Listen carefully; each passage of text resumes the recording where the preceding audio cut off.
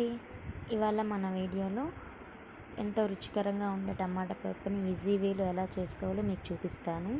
ఒక కప్పు కందిపప్పుని తీసుకొని శుభ్రంగా వాష్ చేసి 1.5 కప్పు వాటర్ పోసి ఒక గంట లేదా అరగంట నానబెట్టుకోవాలి. కందిపప్పుని ఇలా నానబెట్టుకోవడం వల్ల మనకు పప్పు అనేది త్వరగా ఉడికిపోతుంది. తర్వాత 3 మీడియం సైజు టమాటాలు, ఒక ఉల్లిపాయ, 4 పచ్చిమిరపకాయలు కట్ చేసుకొని నానబెట్టుకున్న పప్పులో వేసుకోవాలి.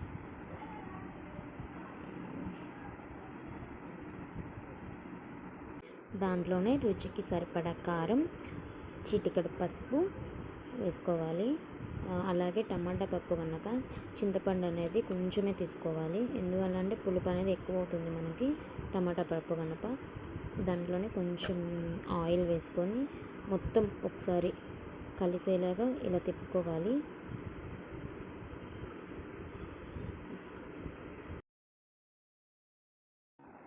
మూత పెట్టేసుకొని స్టవ్ మీద పెట్టేసుకోవాలి.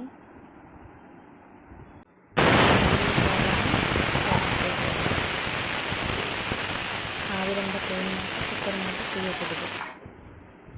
కుక్కర్ని 3 విజిల్స్ వచ్చాక స్టవ్ ఆఫ్ చేసి కొంచెం ఉప్పు వేసుకొని మెత్తగా రుబ్బుకోవాలి. రుబ్బుకున్న తర్వాత కొంచెం వాటర్ యాడ్ చేసుకోవాలి. మెత్తగా అంటే మరీ మెత్తగా ఉంటే అసలు బాగోదు పప్పు. కొంచెం పప్పుగానే ఉంటేనే మనకు కూడా తినాలనిపిస్తుంది.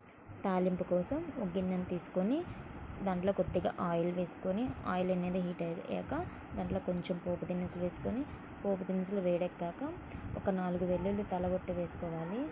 ఒక చిన్న ఆనియన్ వేసుకొని దాంట్లో ఒక ఎండుమిర్చి వేసుకొని ఆనియన్స్ అనేవి బ్రౌన్ కలర్లో వచ్చేదాకా ఉంచాలి. తర్వాత కొంచెం కరివేపాకు వేసుకొని ఆ పోపునంతా తీసుకెళ్ళి మనం పప్పులో వేసేయాలి.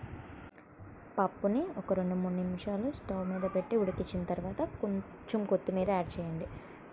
కొత్తిమీర యాడ్ చేశాక పప్పుని అనేది ఎక్కువసేపు ఉడికించకూడదు, గట్టిగా అయిపోతుంది. గట్టిగా అయిపోతే మనకి టేస్ట్ అనేది అంత బాగుండదు. కొంచెం లూజ్ కన్సిస్టెన్సీ ఉంటేనే పప్పు అనేది మనకి ఎంతో రుచిగా కమ్మదనంగా ఉంటుంది. వేడి అన్నంలో ఈ టమాటా పప్పు నెయ్యి వేసుకుని తింటే చాలా బాగుంటుంది. ఎంతో ఈజీగా టేస్ట్గా ఉండే టమాటా పప్పు రెడీ అయింది. ఇది నా ఫస్ట్ వీడియో. దయచేసి ప్లీజ్ లైక్, షేర్, సబ్స్క్రైబ్.